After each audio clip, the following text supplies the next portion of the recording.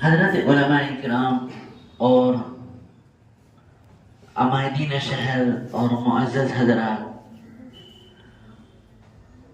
آزادی کے موقع پر عام طور پر ہمارے یہاں جو ترانہ پڑھا جاتا ہے بہت مشہور ترانہ ہے، شاعر مشرق علامہ اقبال رحمہ اللہ کا۔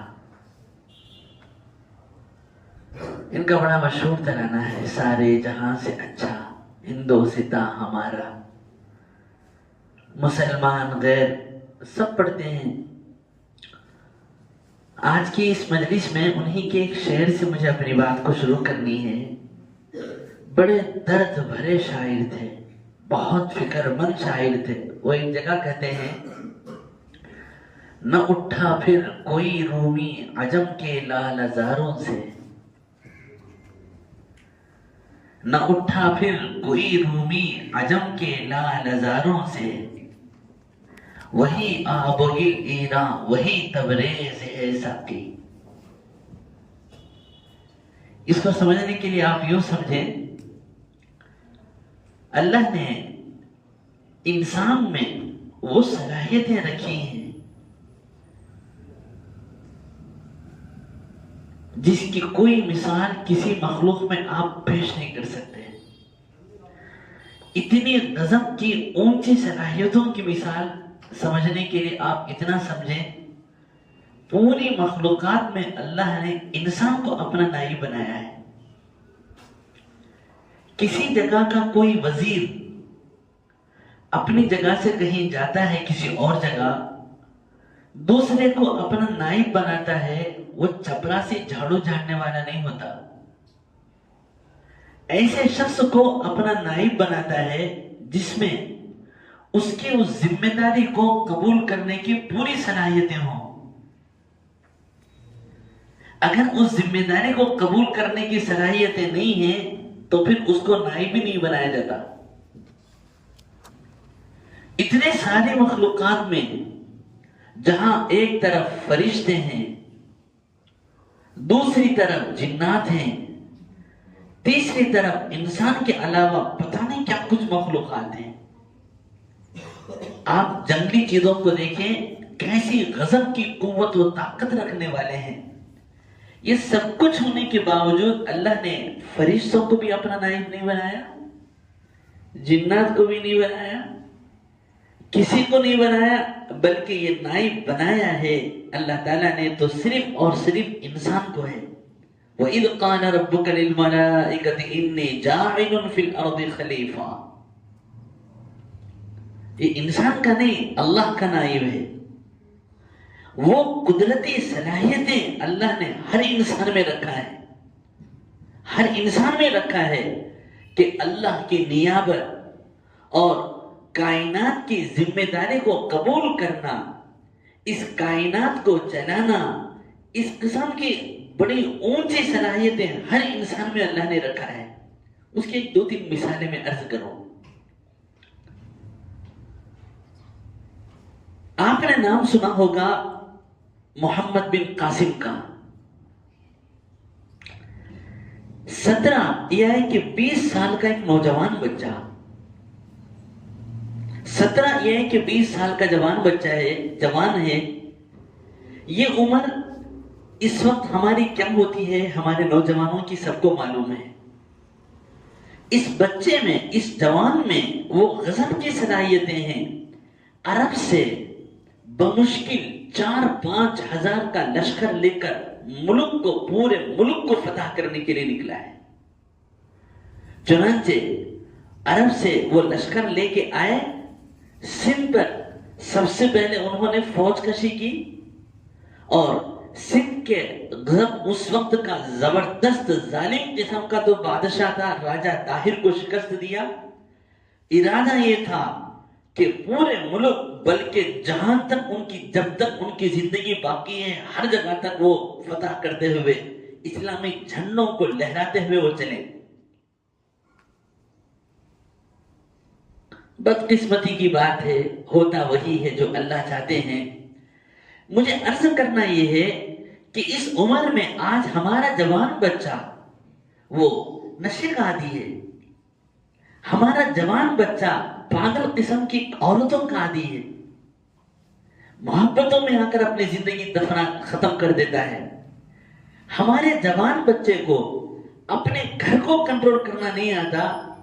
کسی زمانے میں یہی جوان بچے میں وہ صلاحیتیں تھیں، پورے کے پورے لشکروں کو لے کر یہ چلا کرتے تھے۔ اور دوسری طرف اور آپ دیکھیے، تاریخ آپ پڑھیے اسپین کی، جس کو اندلس کہتے ہیں۔ علامہ نے بڑے عجب اشعار اسپین کے بارے میں لکھے ہیں۔ طارق بن زیاد، طارق بن زیاد ایک جوان ہے، جوان سے آگے بڑھ کر ایک غلام ہے، ایک غلام ہے، جوان ہے۔ اسپین کا اتنا بڑا ملک جہاں بہت زبردست طاقت تھی، کچھ حالات ایسے پیش آئے، اپنی مختصر سے ساتھیوں کو کشتیوں پر سوار کرایا اور پھر لے جا کے کشتیوں سے وہ سمندر پار کر کے جب وہ جا کے اترے ہیں، جبل طارق پر اتر کے انہوں نے اپنی پوری قوم پر جو تقریر کی ہے، آپ اس کو ریسرچ کریں، طارق بن زیاد کے نام سے آپ ریسرچ کریں، مختلف علماء کی محققین کی باتیں پڑھیں، کیا اونچے ہیں اس جوان کے عزائم۔ سب سے پہلے اس نے یہ حکم دیا، جن کشتیوں پر سوار ہو کے ہم آئے ہیں سب کو آگ لگایا جائے، سب کو جلا دیا گیا۔ پھر اپنے ساتھیوں کے خون گرماتے ہوئے اس نوجوان نے کہا کہ دو ہی تمہارے سامنے راستے ہیں بس، یا تو آگے بڑھو، کامیابی تمہارے قدم چومے گی، کامیابی تمہارے قدم چومے گی، اگر آگے بڑھتے ہوئے شہید ہو گئے جنت میں ہم مزے کریں گے بس، یا تو دنیا کی کامیابی ہے یا آخرت کے مزے ہیں، اس کے علاوہ پیچھے پلٹ کے جانے کی کوئی تمہارے پاس راستہ نہیں ہے۔ ان عزائم کی بنیاد پر ایک جوان طارق بن زیاد، ایک غلام رہنے والا اس شخص نے، اللہ نے وہ عزائم اسے عطا فرمائے، پورے اسپین کو اس نے فتح کر لیا، پورا ملک فتح ہو گیا۔ پھر اسی اسپین میں اسلامی تعلیمات کی اور عصری علوم کی وہ بنیاد ڈالی گئی، سارا یورپ محتاج بن کے اس اسپین کے پاس آتا تھا، باقاعدہ اس کے ہاں محتاج بن کے آتا تھا، اور یہاں سے علوم کو وہ سیکھ کے وہ جایا کرتا تھا۔ وہ غضب کی مسلمانوں نے حکومت کی ہے۔ مجھے عرض کرنا یہ ہے عزیزو، مجھے عرض یہ کرنا یہ ہے کہ ایک معمولی سا جوان کسی زمانے میں اتنا کام کیا کرتا تھا، آج کا جوان کیوں نہیں کر رہا ہے؟ کچھ نہیں کر رہا ہے۔ کسی کو بھی پوچھو، حالات کا شکار، کیا تاجر، کیا جوان، کیا بوڑھا، ہر ایک حالات کا شکار۔ کبھی ہم نے جھانک کے دیکھنے کی کوشش ہی نہیں کی کیا کمی ہمارے اندر ہے، کیوں ہم اتنے پیچھے ہٹ گئے؟ کیونکہ ہم معمولی نہیں ہیں، کوئی انسان معمولی نہیں ہے۔ اللہ کے نبی فرماتے ہیں خزانوں سے بھرا پڑا ہے یہ انسان، الناس معادن کمعادن الذهب والفضة۔ حدیث پاک کا خلاصہ ہے، جیسے زمین، کوئی زمین بیکار نہیں ہے، ہر زمین میں، زمین کے ہر حصے میں اللہ نے کوئی نہ کوئی چیز، بہترین قسم کی چیزیں چھپا رکھی ہیں۔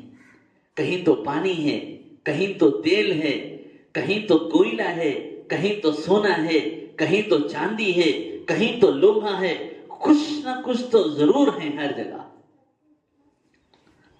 چنانچہ جب قیامت کے قریب زمانہ آئے گا، زمین کی رفتار کو معمول کے خلاف اس کو بڑھا دیا جائے گا۔ جب بڑھا دیا جائے گا تو پھر جیسے آپ نے دیکھا ہوگا کسی مکسی کو اوپر کا ڈھکن نکال کے اس کی رفتار کو بڑھا دیا جائے، اندر کی جتنی بھی چیزیں ہوتی ہیں وہ اچھل اچھل کے باہر آ جاتی ہیں، یہ سب چیزیں اچھل اچھل کے باہر آ جائیں گی، اندر کی سب چیزیں۔ ایسے ہی زمین کے سارے خزانے نکل نکل کے باہر آئیں گے۔ اذا زلزلت الارض زلزالها، جھٹکے لگائی جائے گی۔ واخرجت الارض اثقالها، اپنے پورے خزانوں کو، دفینوں کو نکال کے وہ باہر پھینکے گی۔ مجھے عرض کرنا یہ ہے، ایک زمین میں جو انسان کی خدمت کے لیے اللہ نے پیدا کیا، اتنے خزانے ہیں، انسان میں کیا کچھ نہیں ہے۔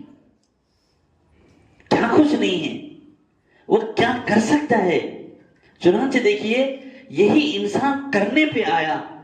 پہاڑ کتنے مضبوط ہوتے ہیں، ان پہاڑوں کے ٹکڑے کر کے درمیان سے راستہ بنا لیا. وہ بتایا کہ میں انسان ہوں، میں جب کرنے پہ آتا ہوں دنیا کی کوئی طاقت مجھے روک نہیں سکتی. چلتے ہوئے دریا میں آپ ریسرچ کریں کتنے ہمارے یہاں کے دریا ہیں، اتنے ہزاروں دریا میں جہاں پانی چل رہا ہے اس نے پلوں کو بنایا. میں نے کہا کہ یہ دریا کا پانی بھی میرے راستے میں آڑ نہیں آ سکتا. اتنا ہی نہیں، وہ زمین سے لے کر معمولی سا چھوٹی سی بظاہر دیکھنے والا چھوٹا سا نظر آنے والا یہ انسان زمین سے لے کر آگے اڑ کر چاند تک پہنچا. وہ بتانے لگا کہ میرے پاس وہ غضب کی طاقت صلاحیتیں ہیں، میں چاہوں چاند تک، چاند سے آگے بڑھ کر مریخ سے آگے بڑھ کر اتارین تک میں مسلسل سفر کر سکتا ہوں، دنیا کی کوئی طاقت مجھے آڑ نہیں آ سکتی. لیکن بزرگوں میرے عزیزو، یہ سب کچھ ہے، لیکن آج کیوں اس قدر پست ہم ہو گئے؟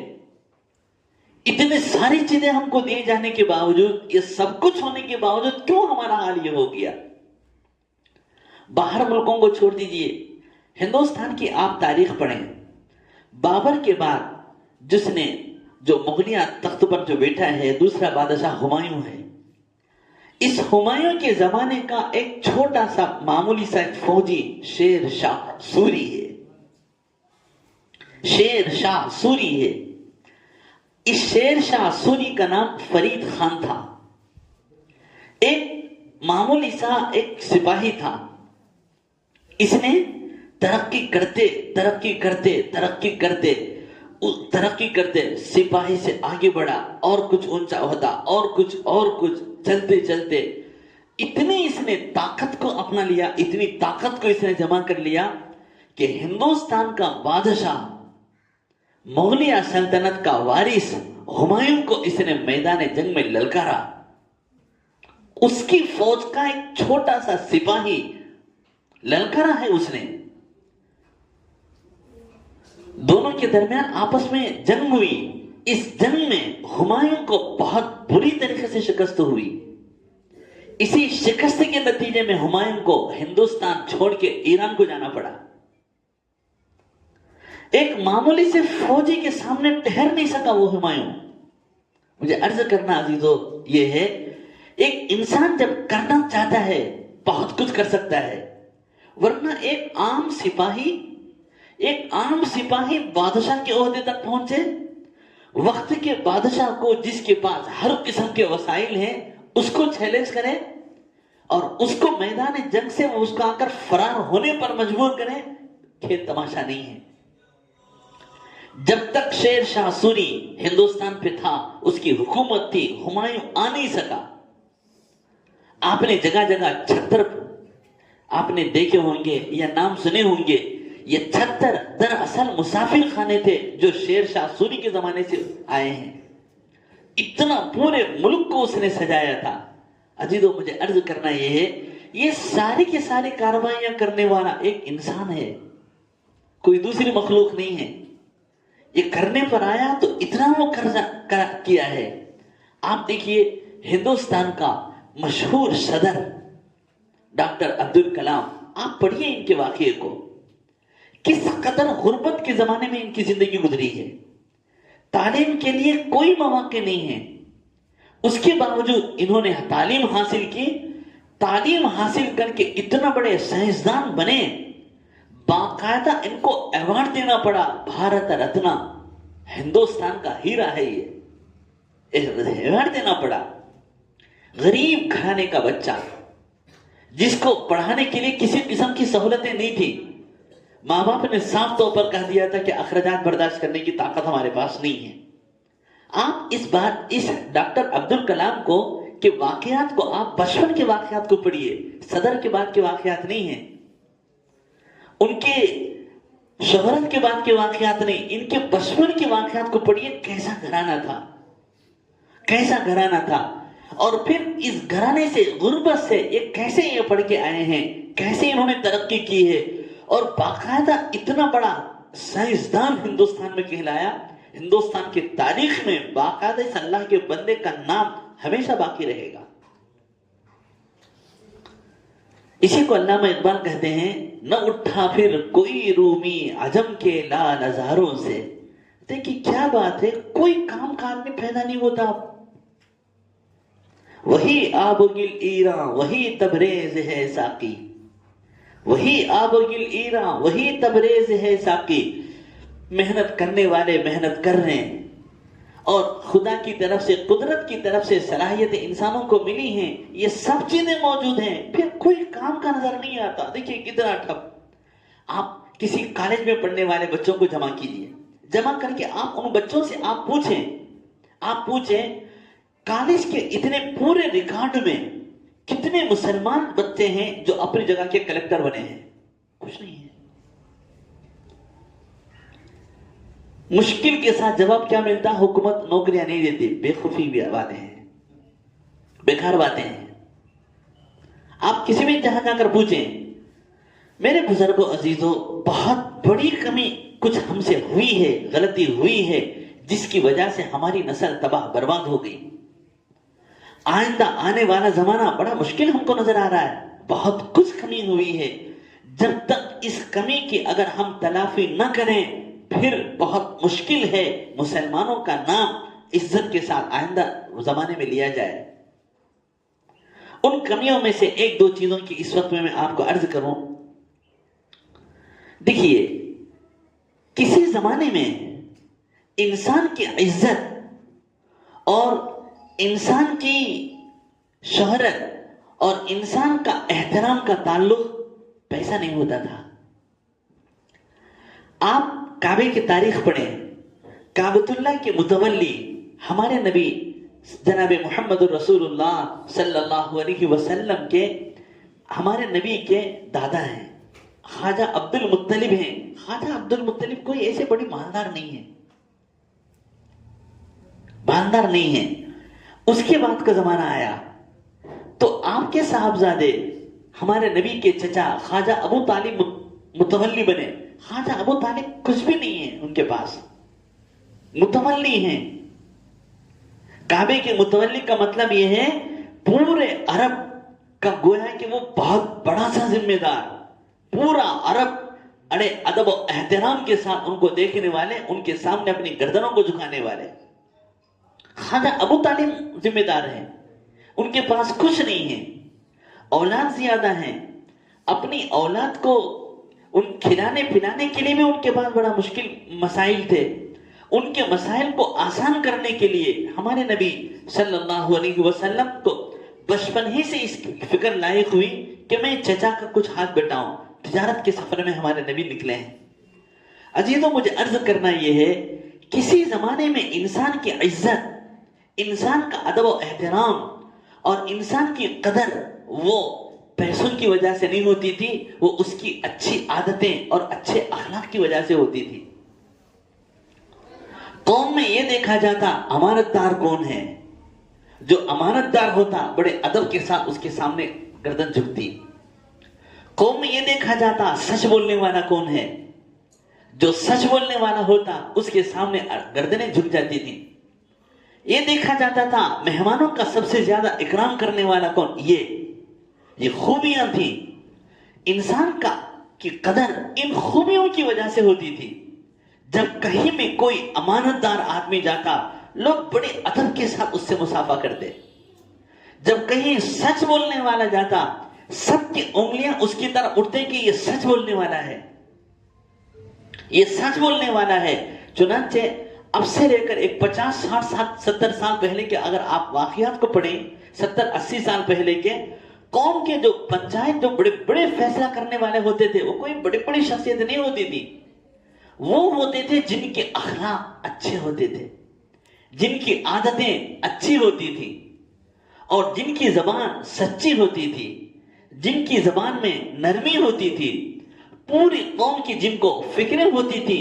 یہ اس کی بنیاد پر قوم کا ادب، قوم کی شہرت تھی. بدقسمتی سے جب سے لے کر انگریز کے نحوست کا قدم ہمارے ملک پر پڑا ہے، حالات بدل گئے. جب سے اس کی نحوست کا قدم پڑا ہے، حالات بدل گئے. اب اس کے بعد یہ ذہن بنایا گیا، عزت چاہتے ہو پیسہ، شہرت چاہتے ہو پیسہ، سلام اسے کریں گے شاندار قسم کی گاڑی سے اترے، اس کے سامنے گردنیں جھکیں گی جس کا لباس اعلیٰ درجے کا ہو۔ یہ ماحول بنایا گیا، بڑوں کا بچوں کا سب کا جب یہ ماحول بنایا گیا، پیسہ اصل، پیسے کو کماؤ۔ چنانچہ باپ کا ذہن بھی یہ بنا، پیسہ اصل۔ جب پیسے کو ہم نے اصل عزت کی چیز کو سمجھا، اب اس حاصل کرنے والے نے حلال کو بھی نہیں دیکھا، حرام کو بھی نہیں دیکھا، پیسہ چاہیے۔ اگر اسے پیسہ اس کے بھائی کے گلے کو گھونٹنے کی بنیاد پر اگر اس کو پیسہ مل سکتا ہے، جان سے ہی مار دیتا، پیسہ چاہیے، پیسہ چاہیے۔ جب سے میرے بزرگوں، اچھا ان بچوں نے ماں باپ کی زندگی کو دیکھا کہ میرا باپ قدم قدم پر پیسے کے پیچھے دیوانے بن کے پھرتا ہے، پیسہ مقصود ہے۔ بچوں کا ذہن یہ بنایا گیا کہ بچہ جب 2-3 سال کا بھی نہیں ہوتا، فوراً جھٹ سے اٹھا کر اسکول کے حوالے، کیوں؟ پیسہ کا چاہیے اسے۔ ہمارے استاد محترم حضرت مولانا عبدالخالق صاحب سنبھلوی رحمت اللہ علیہ نور اللہ مرقدہ ایک شعر پڑھا کرتے تھے، طفل میں وہ آئے کیا ماں باپ کے اتوار کی۔ بڑے اچھے شاعر تھے۔ طفل میں وہ آئے کیا ماں باپ کے اتوار کی، ماں باپ کی اچھی عادتیں، خاندان کی اچھی عادتیں اولاد میں کہاں سے آئیں گی؟ کیوں نہیں آئیں گی؟ دودھ تو ڈبے کا ہے، تعلیم ہے سرکار کی۔ دیکھیے دودھ تو ڈبے کا ہے، تعلیم ہے سرکار کی۔ جہاں بچوں کا ذہن یہ بنا، ماں باپ نے ایسا بنایا، کہاں سے آئیں گی؟ 3 سال کی عمر سے 4 سال کی عمر سے آپ جائیے، جا کر دیکھیں ان معصوموں کو، افسوس ہوتا ہے۔ یہ عمر اس کی تھی، ایسے دیوانے بننے کی تھی۔ قوم دیوانے بن کے اسکولوں کی طرف جا رہی ہے، کالجوں کی طرف جا رہی ہے۔ میرے بزرگوں عزیزوں یاد رکھیے گا، اسلام تعلیم پیسہ حاصل کرنے سے منع نہیں کرتا، آپ حاصل کرو۔ اسلام کا حکم یہ ہے، الید العلیٰ خیر من الید السفلیٰ، ہمیشہ ہاتھ اونچا رکھو۔ اللہ کو اوپر کا ہاتھ بہت پسند ہے۔ صحابہ نے وہ دولت حاصل کی ہے، ایک صحابی رسول بڑے فخر کے ساتھ، شکر کے ساتھ وہ کہا کرتے تھے، الحمدللہ یہاں کا سب سے بڑا مالدار میں ہوں۔ آج کوئی ہے کہنے والا؟ ہر ایک کی زبان سے سب سے پہلے نکلے گا، آج کل بیپاری نہیں ہے۔ ہمارے یہاں کا صحابہ کا حال کیا تھا؟ وہ کہا کرتے تھے الحمدللہ سب سے بڑا مالدار میں ہوں۔ ایک صحابی رسول تو یہاں تک کہتے ہیں، تمہارے گھروں میں جیسے بوریوں میں اناج بھرا رہتا ہے، ایسے میرے یہاں ان بوریوں میں سونا بھرا ہوا ہے، سونا بھرا ہوا ہے۔ آپ عبد الرحمن بن عوف، طبیعت چاہتی ہے کہ بار بار ان مبارک صحابی رسول کا تذکرہ کریں، دنیا ایسا تاجر پیش نہیں کر سکتی۔ بخاری شریف کی روایت ہے، عبد الرحمن بن عوف جب مکہ المکرمہ سے مدینہ المنورہ آئے، خاص طور پر ہمارے نوجوان بچے سنیں، جب وہ آئے ہیں کچھ نہیں ہے ان کے ہاتھ میں، کچھ نہیں ہے۔ یعنی جب کبھی دین کی، مکتب کی، بچوں کی تعلیم کی بات آئے، ہر کسی نہیں سمجھنا چاہیے کہ یہ لوگ دنیا چھڑانا چاہتے ہیں، نہیں ہیں۔ جو طریقہ آپ علماء کرام جو طریقہ آپ کے سامنے پیش کر رہے ہیں، آپ اس کو اپنائیں۔ اپنی سوچ سے جو پیسہ کما رہے ہیں اس سے 10 گنا بلکہ 100 گنا زیادہ اللہ دیں گے۔ اسلام میں وہ مقناطیسیت ہے، دین کے اندر وہ کشش ہے۔ کوئی بھی شخص اس کو اپناتا ہے، ذلت کے ساتھ نے عزت کے ساتھ 10 نہیں 100 گنا بڑھ کر اللہ تعالیٰ اس کے قدموں میں ڈالتے ہیں۔ شرط یہ ہے کہ وہ لینے کی صلاحیت ہو، وہ لینے کی طاقت اس کو ہو۔ آج ہمارے اتنے تاجر اتنے زیادہ نقصان میں ہیں، بیپار نہیں ہے، جہاں بھی جاؤ اتنا لمبا چوڑا بیپار کر کے، اس کا بیپار خود اسے گھر والوں کو نہیں پال رہا ہے، اتنا بڑا لمبا چوڑا بیپار کر کے بھی فائدہ ہی کیا ہے؟ یہ صحابہ رسول کو دیکھیے، مدینہ المنورہ آئے بالکل خالی ہاتھ۔ مدینہ المنورہ کے ایک صحابی حضرت سعد بن ربیع رضی اللہ تعالیٰ عنہ کے ساتھ اللہ کے نبی علیہ الصلوۃ والسلام نے ان کی بھائی چارگی کروائی۔ حضرت سعد نے کہا کہ عبد الرحمن آج سے تم میرے بھائی ہو، میرے بھائی ہو۔ فرمایا مدینے کا میں سب سے بڑا مالدار، سبحان اللہ، دیکھیے میں یہاں کا سب سے بڑا مالدار ہوں، آج سے میں چاہتا ہی ہوں کہ میں اپنے مال میں سے آدھا میں رکھ لوں، آدھا آپ کو دوں۔ اللہ اکبر، آدھا آپ کو دوں۔ فرمایا کہ میری ایک سے زیادہ بیویاں ہیں، سب کو تمہارے سامنے کھڑا کروں گا۔ اللہ اکبر، جو تم کو پسند ہے میں اس کو طلاق دوں گا، عدت کے بعد تم نکاح کرنا۔ یہ قربانی دیکھیے، یعنی جو سب سے بڑا مالدار میں جو کہہ رہے ہیں اتنا زیادہ دولت آئی کیسے؟ ذرا سوچیں آپ، اس قدر دولت آئی کیسے؟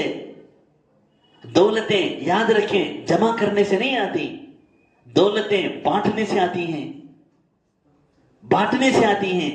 ہمارے استاد محترم حضرت اقدس مولانا شیخ الحدیث مولانا نصیر احمد خان صاحب نور اللہ مرقدہم فرمایا کرتے تھے کہ مولوی صاحب بہت پہلے، اب تو حضرت کا انتقال ہو گیا، آپ سمجھیے 100 سال پہلے کا قصہ ہوگا، 100 سال سے بھی اوپر، وہ کہا کرتے تھے کہ مولوی صاحب ہم نے اپنے بچپن کے زمانے کو دیکھا ہے، ہم نے اپنے بچپن کے زمانے کو دیکھا ہے کہ دودھ اتنا زیادہ ہوتا تھا کہ کوئی شخص اگر دودھ بیچ دیا شرم سے سر اٹھا کر نہیں پھر سکتا تھا، دودھ کو جا کے بیچ دیا، کتنی نکمی حرکت تم نے کی، دودھ کو بیچ دیا تم نے، شرم سے سر اٹھا کر نہیں پھر دیتے، نہیں اٹھاتا تھا وہ، اتنا زیادہ اللہ تعالیٰ دیتے تھے۔ آدمی خود پیتا تھا، انتظار میں رہتا تھا کوئی آئے پلائیں۔ فرماتے تھے کہ ہم نے اب ایسا بھی، ایسے زمانے کو بھی ہم سن رہے ہیں، دودھ تو کیا پانی بھی بیچا جا رہا ہے اب، اور بیچنا بھی کیسے؟ فخر کے ساتھ۔ فرمایا یہ جو قدرت کی تقسیم ہوئی، کسی زمانے میں دودھ کے بیچنے پر شرمندگی سے سر کا جھک جانا اور کسی زمانے کا حالات کا بدل جانا، فرمایا کہ اللہ کی طرف سے عطیہ میں فرق نہیں ہے، ان کی نعمتیں سب پر ہر زمانے میں برابر ہوتی ہیں، لینے والوں کے دل تنگ ہو گئے، چھوٹے ہو گئے۔ جو ہی تجارت کرنے والے کا دل چھوٹا سا ہوتا ہے، اللہ کے ہاں سے ملنے والی برکتیں وہ بھی سکڑ جاتی ہیں، سکڑ جاتی ہیں۔ چنانچہ یہ صحابی کہہ رہے ہیں آدھا مال، اللہ اکبر، آدھا مال میں آپ کو دوں گا۔ وہ بھی صحابی تھے، کہا کہ اللہ آپ کے مال میں برکت عطا فرمائے، آپ کے گھر والوں میں اللہ برکت عطا فرمائے، مجھے اس کی ضرورت نہیں ہے، مجھے ایک بازار کا راستہ بتاؤ، میں تجارت کروں گا۔ آپ حضرت عبد الرحمن بن عوف رضی اللہ تعالیٰ کی تجارت کو پڑھیں، ذرا اس طرح تھوڑی دیر، یہاں جو ہے نا اس طرح ذرا تھوڑی دیر، انشاءاللہ پھر اس کے بعد دیکھ لیں گے۔ آپ ان واقعات کو پڑھیں، ان صحابی رسول کے واقعات کو پڑھیں تو آپ کو پتہ چلے گا صرف 10-15 سال کی زمانہ ہے۔ ہماری اپنی تحقیق کے مطابق ہو سکتا ہے کچھ کمی بیشی بھی ہو سکتا ہے کچھ کمی بیشی بھی ہو۔ جب کبھی اللہ کے پیغمبر نے ان کو اعلان فرمایا 50 لاکھ سے لے کر 1 کروڑ تک ان کا چندہ ہوتا تھا، 50 لاکھ سے لے کر 1 کروڑ تک چندہ دیتے تھے، وہ اتنا تھا۔ اور انہیں کی روایت یہ ہے 80 سے لے کر 200 افراد تک اپنے دسترخوان پر بیٹھا کر کھلاتے تھے، 80 سے لے کر 200 افراد تک۔ 3 تجارتیں ان کی تھیں، بہت اونچی تجارتیں تھیں، بہت اونچی تجارتیں تھیں۔ جس وقت میں ان کا انتقال کا وقت قریب آیا، آپ یہ بھی سنیں، ان کی 4 بیویاں ہیں، 30 اولاد ہیں، 30 بچے ہیں، 4 بیویاں ہیں۔ مرنے سے پہلے آدمی وصیت کرتا ہے، کرنا چاہیے۔ انہوں نے کہا سب سے پہلے میرے مال میں سے بدر میں جو صحابہ شریک تھے وہ ہوں یا ان کے خاندان والے جتنے بھی ہیں، ہر ایک کو 1 کروڑ دے دیا جائے۔ بدر کے متعلقین اس وقت میں 400 تھے، 400 کروڑ تقسیم کر دیے گئے، 400 کروڑ دے دیے گئے۔ کبھی آپ نے کبھی سنا ہے؟ اور پھر تو انہوں نے یہ وصیت کی مدینہ المنورہ اور اس کے ارد گرد کے جتنے بھی فقراء ہیں 125 کروڑ تقسیم کر دیے جائیں، تقسیم کر دیا جائے۔ پھر انہوں نے وصیت کی ہے میرے مال میں سے 1000 یا کہ 600 عربی نسل کے گھوڑے خرید کر راہ خدا میں دے دیا جائے. آپ حضرات موبائل استعمال کرنے والے ہیں, عربی نسل کا گھوڑا کیا قیمت ہوتا ہے ذرا معلوم کر لیں. اتنا ہونے کے بعد ان کی مطلب رشتہ داروں کو کتنا ملا ہے معلوم ہے؟ 4 بیویاں ہیں, 30 اولاد ہیں, ایک ایک بیوی کو 200 کروڑ, 10,000 بکریاں, 10,000 بکریاں, 1,000 اونٹ, 600 گھوڑے اور زمین بے حساب ایک ایک بیوی کو ملے ہیں. یہ کون تھے؟ یہ وہ تاجر تھے جنہوں نے پیسے کو مقصد بنا کر کبھی تجارت نہیں کی. مجھے بتانا یہی ہے, جب سے بدقسمتی سے انسانوں نے پیسے کو مقصود بنایا, چنانچہ اپنی پوری اولاد کو اٹھا کے اسی کے حوالے کر دیے. آپ مجھے بتائیں کون ایسا سافٹ ویئر ہے جس کا ہاتھ اتنا زیادہ کھلا ہوا ہے؟ اس محلے میں جتنے بھی غریب ہیں سب کی ذمہ داری میری ہے. کوئی چاہے اس کی تنخواہ لاکھ کی ہو, 2 لاکھ کی ہو, 10 لاکھ کی ہو, اتنے بڑے تنخواہ والے بھی ہیں. بلکہ آپ آگے بڑھیں تو آپ کو پتا یہ چلے گا, آپ کو یہ پتا چلے گا سب سے زیادہ ڈپریشن پریشان میں وہ خود ہے. کیا دوسروں کو کھلاتا؟ میرے بزرگوں عزیزوں, جب مقصود پیسے کو بنایا گیا, مقصود ان چیزوں کو بنایا گیا, نتیجہ کیا ہوا؟ جو نتیجہ ہم دیکھ رہے ہیں, جس کی بنیاد پر امانت داریاں ختم ہو گئی, آپس کی رشتہ داریاں ختم ہو گئی, اور آپس کا میل ملن ختم ہو گیا. انسانوں کے اندر ابھرنے کی جو صلاحیتیں ہونی چاہیے, ایک مسلمان کھڑے ہو کر وہ یہ کہے اونچے درجے کا تعلیم حاصل کر کے میں ہوں وہ شخص. اگر اسلام کو دیکھنا ہو, میرے ڈپارٹمنٹ کو, جس کرسی پر میں بیٹھا ہوا ہوں, میرے کرسی کی میری خدمات کو دیکھو. کوئی ہے کہنے والا؟ آج ہمارا مذہب کتابوں کی حد تک رہ گیا, سچا مذہب ہے, اسی مذہب پر کامیابی ہے, اسی مذہب پر نجات ہے, سب کچھ اسی مذہب کے ساتھ اللہ نے جوڑا ہے. آج ہمارا سارا کا سارا مذہب کتابوں تک, مسجد کی 4 دیواری تک باقی رہ گیا. بقیہ کسی کے عملی زندگی میں ایسے آئے, پڑھنے والا طالب علم, پڑھنے والا کوئی اسٹوڈنٹ, اور اچھی سے تجارت کرنے والا وہ یہ کہے اسلامی تعلیمات کو, تجارت کو دیکھنا ہو تو آؤ میری تجارت کو دیکھو. اور اسلامی خدمات کو دیکھنا ہو کہ کوئی کرسی پر بیٹھ کر, کسی بھی قسم کا عہدہ ہو, کرسی پر بیٹھ کر ایک مسلمان کیسے وہ حکومت کرتا ہے, ایک مسلمان کیسے وہ پبلک کو لے کر چلتا ہے. تو مجھے دیکھو, خدا کی قسم ہے میرے بزرگوں عزیزوں, جب انسان پیسے کو مقصود چھوڑ کر پیسے کو وہ دوسرے نمبر پر لا کر جب وہ محنت کرے گا, اللہ تعالیٰ جو چاہتا ہے وہ اتنا نہیں, اس سے 100 گنا بڑھا کر دیں گے. آج یہ ساری محنتوں سے یہی چاہا جا رہا ہے کہ آنے والی یہ نسل دنیا میں ان کی اچھی سے اچھی بنے, آخرت میں اچھی سے اچھی بنے. کب بنے گی؟ یہی علامہ اقبال کا ایک شعر ہے, آپ سنیے. کچھ بات ہے کہ ہستی مٹتی نہیں ہماری, کچھ بات ہے کہ ہستی مٹتی نہیں ہماری, صدیوں رہا ہے دشمن دورے زماں ہمارا. وہ کہتے ہیں کیا چیز ہے کہ مسلمان مٹتا نہیں ہے؟ کتنے لوگوں نے کیا کیا سازشیں کی ہیں, کیا کچھ اس کو ختم کرنے کی سازشیں کی ہیں. یہ سب کچھ ہونے کے باوجود یہ مسلمان کیوں نہیں مٹ رہا ہے, کیوں ختم نہیں ہو رہا ہے؟ علامہ نے ایک دوسری جگہ اس کا جواب دیا ہے, توحید کی امانت سینوں میں ہے ہمارے, توحید کی امانت سینوں میں ہے ہمارے, آسان نہیں مٹانا نام و نشاں ہمارا.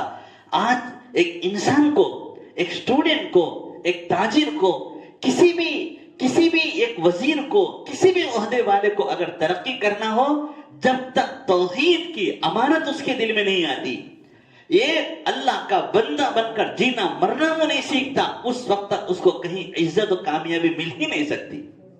یہ جتنی مکاتب کی محنتیں ہیں, ساری مکاتب کے محنتوں کو یہاں لا کر بچوں کو بچپن ہی سے یہ توحید کی امانتیں ان کے کانوں میں ڈالی جاتی ہیں. بچپن ہی سے بچے کو یہ سکھایا جاتا ہے, کہو آمنت باللہ وملائکتہ وکتبہ ورسلہ والقدر خیرہ وشرہ من اللہ تعالی والبعث بعد الموت. کبھی آپ مکتب میں آ کر سنیے, چھوٹا سا معصوم سا بچہ کیسے توحید ہے اس کے نزدیک. وہ کیا کہہ رہا ہے؟ والقدر خیرہ وشرہ من اللہ تعالی. اس دنیا کے اچھے اور برے جتنے بھی حالات ہیں وہ سب کے سب ایک اللہ کی طرف سے آتے ہیں. آپ بتائیے کوئی بچہ یہ ذہن بن گیا اس کا اور یہ اسلامی عقیدہ لیا پھر کرسی پر بیٹھا وہ رشوت لے گا، وہ رشوت لے گا. پھر کسی جگہ وہ ایسا تاجر بن کے بیٹھا کہ وہ سود یا کہ دھوکہ دہی کا کام کرے گا. کسی جگہ کا وہ بہت بڑا سا حکومت کا ذمہ دار بنا. چنانچہ آپ یہی عبدالکلام کے واقعات کو پڑھیے. صدر تھے آپ ان کے واقعات کو پڑھیے تو ان کا واقعات پتا چلتا ہے کہ جب کوئی ان کا اپنا مہمان آتے تھے ہرگز انہوں نے اپنے مہمان کو حکومت کے پیسوں سے کبھی بھی نہیں کھلایا.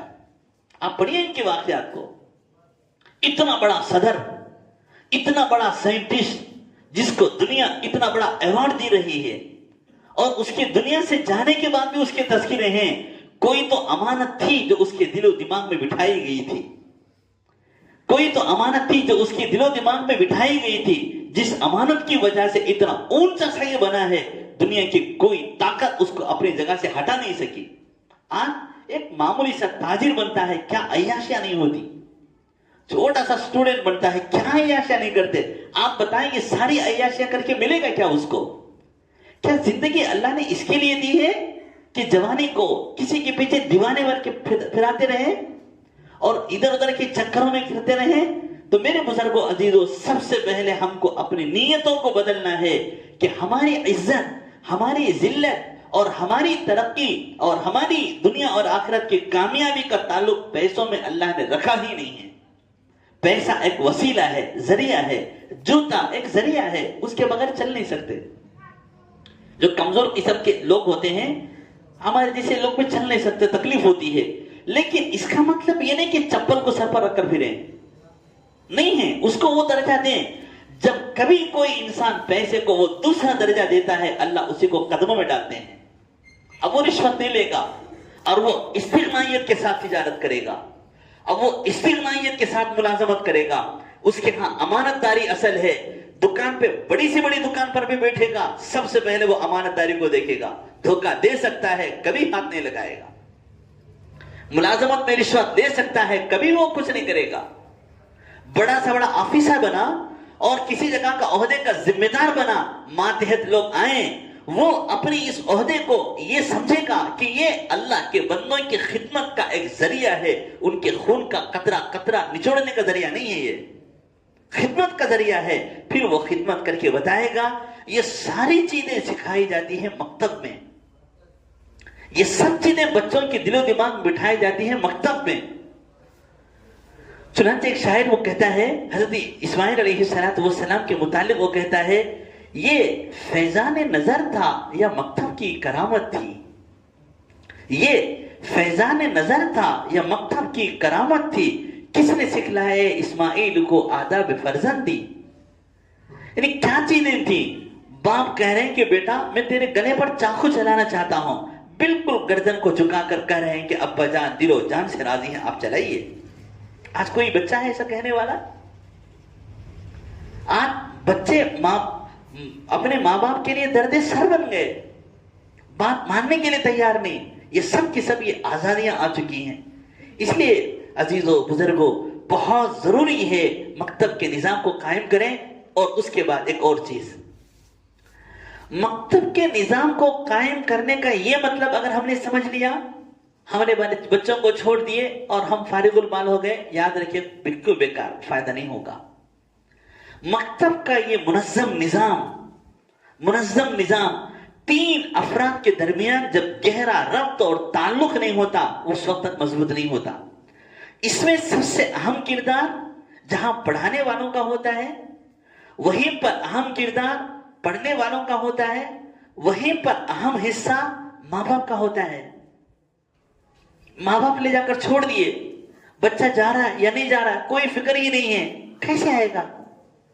سب سے پہلے ماں باپ کو فکر ہو مکتب سے وہ دولت میرے بچے کو مل رہی ہے، وہ دولت میرے بچے کو مل رہی ہے جو دولت دنیا کے بڑے سے بڑے خزانے میں نہیں ہے. یہ یقین ماں باپ کو ہو. چنانچہ سب سے پہلے اہمیت کے ساتھ وہ دعائیں کرنے والے بنے، اللہ میرے بچے کو जो मैं छोड़ रहा हूं, अल्लाह मेरे बच्चे को कबूल फरमा, फिक्रें हों और अहमियत के साथ वो मकतब के जिम्मेदारों से राब्ता कायम करे कि मेरा बच्चा आ रहा है या नहीं है, मेरे बच्चे के पढ़ने में क्या कमी है, और आप मुझे हिदायत दें, मैं घर में रहते हुए मैं अपने बच्चे की कैसी तरबियत करूं। ये नाजुक वक्त है, याद रखें। उलमा ने लिखा है, हदीस में भी है कि बच्चों के बनने और बिगड़ने का जमाना 7 साल तक का है। इस 7 साल के अंदर अंदर अगर बच्चा बन गया, वो बन गया, फिर दुनिया की कोई ताकत उसको हटा नहीं सकती। ये शायर मशरिक अल्लामा इकबाल के हालात बढ़िए। यूरोप में इन्होंने तालीम हासिल की है, यूरोप में इन्होंने आज तालीम हासिल की है। आज हिंदुस्तान के किसी बड़े कॉलेज में, यूनिवर्सिटी में पढ़ते हुए इंसान अपने आप को पता नहीं क्या समझता है, यूरोप में पढ़ा हुआ ये शख्स है। उसके ये अशार हैं, उसके ये अशार हैं जो अभी मैंने आप हजरात को सुनाए हैं। तौहीद की अमानत सीनों में है हमारे, आसान नहीं मिटाना नामो नशा हमारा। यूरोप के बड़े बड़े यूनिवर्सिटियों में पढ़ा हुआ शख्स के ये अशार है। ये मेहनतें कब हुई? बचपन में उनका जहन बन गया, क्योंकि उस वक्त का जहन पत्थर की तरह होता है। जो भी उस पर पत्थर की लकीर की तरह दिलो दिमाग में बातें बैठती हैं, जो भी बातें बिठाई जाए मजबूत होती हैं। इसलिए बच्चों को भेजने के साथ साथ माँ बाप की जिम्मेदारी ये होती है, जिम्मेदारों से राब्ते में रहें, इस्तिग़नायत हरगिज़ न बरतें। ये ना कहें कि बच्चा जाए ना जाए हम क्या करें, कभी भी नहीं, बल्कि अपने आप को मोहताज बनाएं, मोहताज बनाएं। और उसके साथ साथ अपने इन असातिज़ा से बार बार ये पूछते रहें, बार बार ये पूछें कि आप बताएं बच्चों की तरबियत के लिए मैं क्या करूं, बच्चा आप यहां से पढ़ के हमारे यहां आ रहा है, मैं क्या करूं, क्या करूं। मेरे बुजुर्गों अजीजों, याद रखें कि मकतब में सब कुछ बनाया, सिखाया गया, समझाया गया, दिलो दिमाग में बातें बिठाई गई। बच्चा जो ही घर गया, घर का माहौल वो नहीं है, वो सारी की सारी मेहनतों पर पानी फिर गया। माँ बाप बैठकर उठाते ही फोन। आप बताएं, इतना ज्यादा आप फोन इस्तेमाल करके मुझे बताएं कितने लाख आपने कमाए, बताइए। इतना इस्तेमाल करें, क्या मिला आपको? आखिरत का सवाब मिला या कि दुनिया की दौलतें मिली? क्या मिला? हम वो काम, अपना वक्त तो ऐसी चीजों में क्यों बर्बाद करें जिससे कोई फायदा ही नहीं है? आप रिसर्च करें, रिसर्च करके दुनिया वालों को बताएं कि मैं भी कुछ कमाल वाला हूं, मेरे अंदर भी ये सलाहियतें हैं। तो माँ बाप को सबसे पहले वो चाहिए, वो अपने मोबाइल पर वो कंट्रोल करें। अगर उन्होंने कंट्रोल नहीं किया, बच्चों को नसीहत करते रहे, एक पैसा कुछ फायदा नहीं होगा। क्योंकि मेरे बुजुर्गों अजीजों, औलाद माँ बाप की बातों से नहीं, उनके अमल से सीखती है। उनके उठने बैठने की हरकतों से औलाद सीखते हैं। माँ बाप को चाहिए कि वो घर का माहौल खुशी का बनाए, घर का माहौल दुआओं का बनाए, घर का माहौल सलाम का बनाए, घर का माहौल तालीम का बनाए।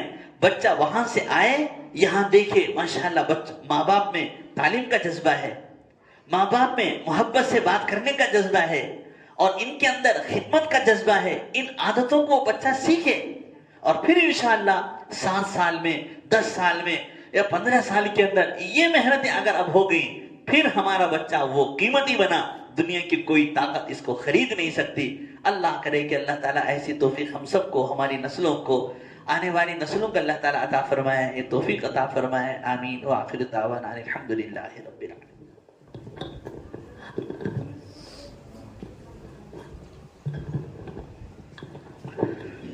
माशाअल्लाह, बहुत तफसील के साथ हमारे सामने